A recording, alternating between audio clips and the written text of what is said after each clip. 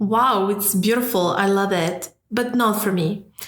That's one thing I say very often. I'm super expressive and I do speak honestly, but still it's not for me.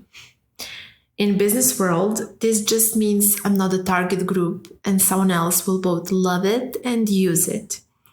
That's why today we are talking about beauty, fine dining in a green market, abstract art, and more. Welcome, everyone.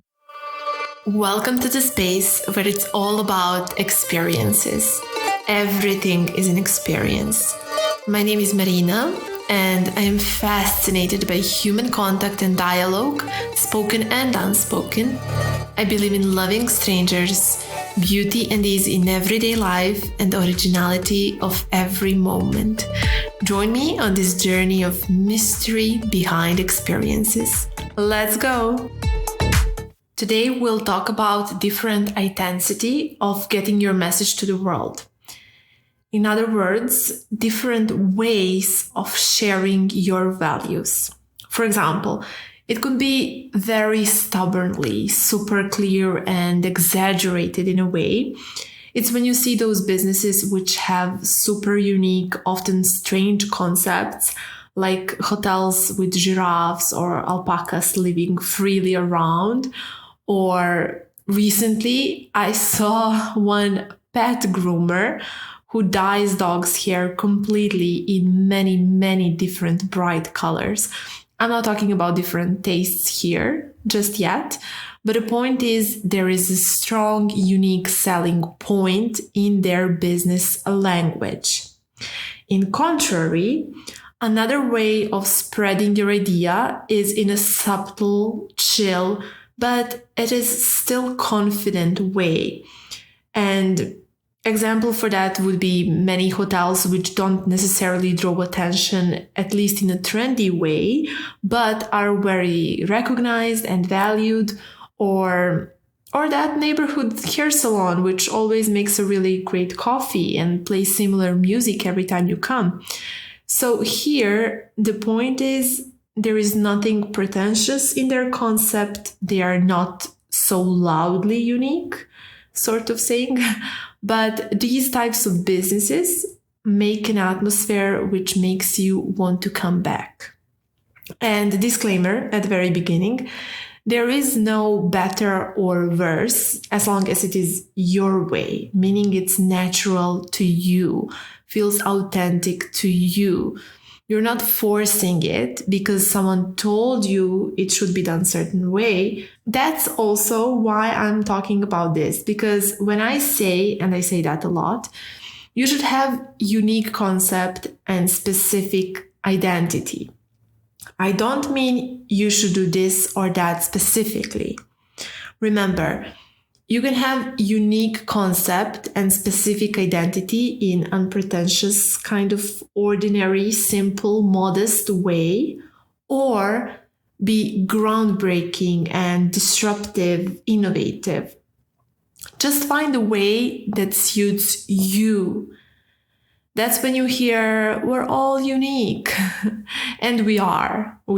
But that doesn't mean I have to walk around with pink hair. I don't know, like someone else will, because that's totally natural for them, but not for me. Recently, I've started listening to one Serbian band called Smoking Forbidden, when translated in English. This is the band which has been popular for quite a long time now, but I've personally never resonated with their style until now. And there is one song which I really, really like. It's called Fikreta. It's a woman's name. And it brings so many emotions when I listen to it. But it's not kind of a song which reminds me of something personal. No, not at all. Yet there I am listening almost in some kind of awe. And that got me puzzled, and I started thinking, the man who sings it is also very casual. His singing style is chill. He's not trying to impress. Like no emphasized emotions, just kind of singing the story. And yet, I always get so deeply touched. I'm about to start crying. It seems like an ordinary voice, ordinary story, yet it goes so deep and touches something you don't have idea what. You just find yourself immersed in it, kind of grabbed into that moment. And then yesterday night, it came to me and I realized why it is so powerful. Can't wait to tell you. So, the song is about love story. He's depressed and wants her to go away, but she doesn't want to leave his side. But it's not pathetic. It is not over-emotional. It's just told as it is. But when you listen to it, it vibrates through your whole body. And later I learned this guy is also writing scripts, books, and making movies besides singing. And I noticed he has the same style in everything. He tells the truth with ordinary words, but great observance of what is really happening. And the message really gets transferred to the consumer, in this case me. And it's not just me. Now I need to tell you something else, which I haven't really planned, but they have another song called Vukota. That's a man's name. The name of the song is Vukota is Getting Married. Again, very dramatic love story, but triangle this time. And it is so vividly described. It's like you're watching a whole 2-hour play in just one song. And there was one awkward, emotional, painful, but kind of joyful at the same time moment in Serbian history when the capital city was bombed with grenades and people gathered on one bridge and sang this song. It brought them comfort and unity.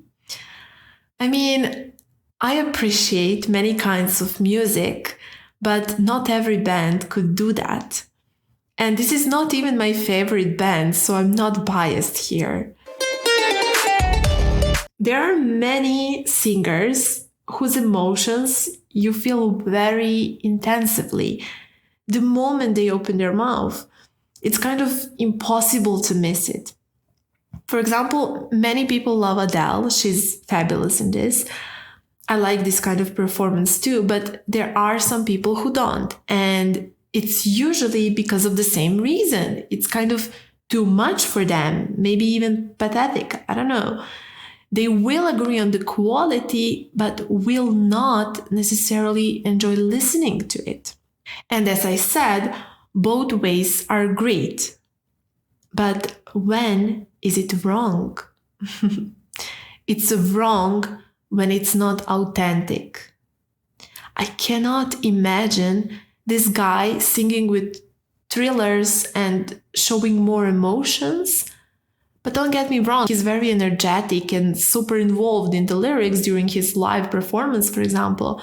But also, imagine Adele singing in a more nonchalant way, casually calm and relaxed, just telling a story while singing. It's not her style. And it's also not about trying hard. I'm not saying one is trying too hard to be emotional. No. In this case, they're both very engaged in this music and their nature as an artist is different. Okay, that was about music. Now about movies.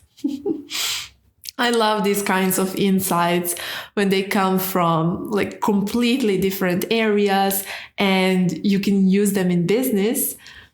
I remember once I read that we have the best ideas and come up with amazing solutions when we are resting, doing something completely different, not thinking about the actual problem.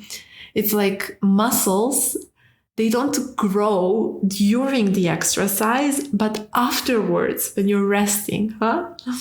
I love it. Another artist who inspired me last week was Emir Kusturica. He's a movie director. And last week I watched his movie called The Underground. It's a masterpiece, and it's not just my opinion. He got many awards for it, including the Golden Lion in Venice Festival. And it's the same topic here that I notice. Kusturica's style of telling story is extremely emphasized, almost going into absurd. It's difficult to watch in certain moments because you recognize yourself in those absurd scenes where characters are silly and stubborn, and you might get angry, like definitely hurt your ego, not sure if you should laugh when you actually want to cry, but it's kind of funny. Again, his movies never resonated with me before, and now I'm fascinated by how they impact me as a complex human being, the way I cannot control it. Beautiful, right? Or not? Is it? Depends which group you're in. It reminds me of the philosophical discussion on the beautiful and sublime. Shortly, beauty is connected to pleasing the senses. It's aesthetically pleasing in some way, causing your nervous system to calm down. While on the other side, sublime is more about evoking something that will probably overwhelm you, even compel you, so it causes tension. From my perspective, both beauty and sublime are powerful tools to make an impact, to inspire others. And obviously, there is different intensity between them. I imagine it as a volume bar where you can move left to right, right to left, and choose the right intensity somewhere between, like and left and right state, the lowest and the highest. I strongly believe in a fine measure, the right measure of something. So for example, going too much into sublime can take away the pleasure and bring pain and suffer. On the other side, if there is none, it might turn into superficial beauty without deeper meaning. Enough with philosophy talks, but I do find it very relatable to different business concepts. For example, one fine dining restaurant can have everything perfect, like perfect food, perfect service, even perfect stories about ingredients, place, chef, and it can still make guests feel overwhelmed, even stressed, especially if it's done without a bit of a humor or some warm personal details of the actual person talking to you, for example. The other end of this are hotels which have perfect interior. Everything looks super luxurious. Employees treat you, well, with the distance, if you know what I mean. Like it's not normal respect and welcoming feeling, but more of a hierarchy or even fear. So that's going into superficial direction. And I know there are some people who enjoy this, but this is not the kind of experience which will make you grow and add value to your life.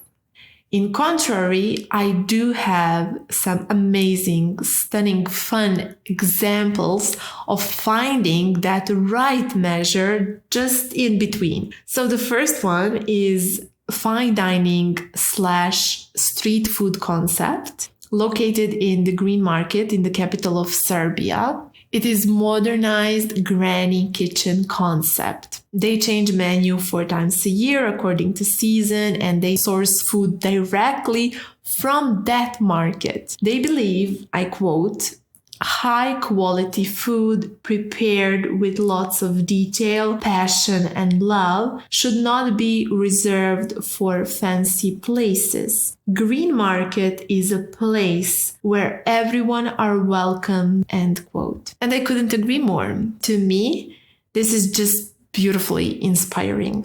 The second example is a small street restaurant in the historic part of the same city, which specializes in pork and pairs it with homemade sourdough bread and crispy champagne. Or, as they call it, bread, Schwein, and champagne concept.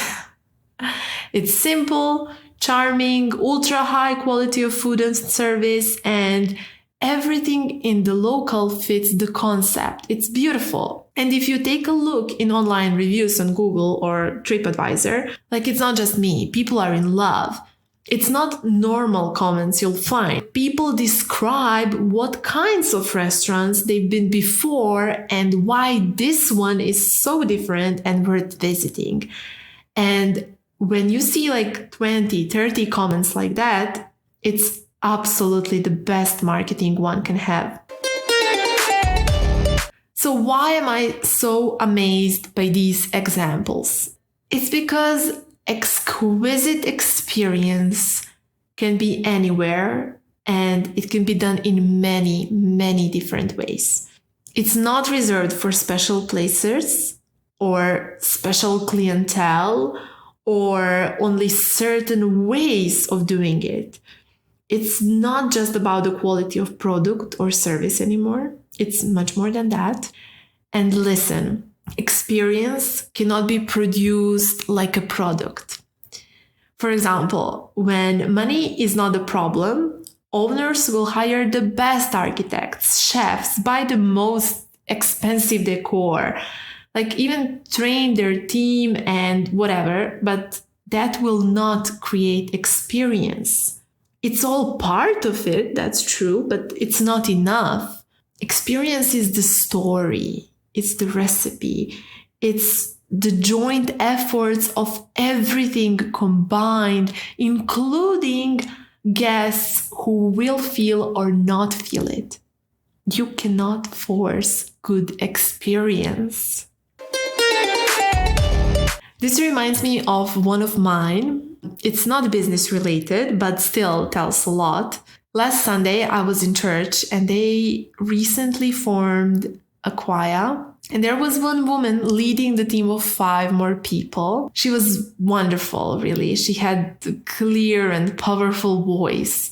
She was going really high in tones, and it just felt like we came to her concert because other members didn't follow her. To be fair, this was one of their first performances, and the point is not to criticize. And also, I don't know anything about music, but that's even better because I just let it be.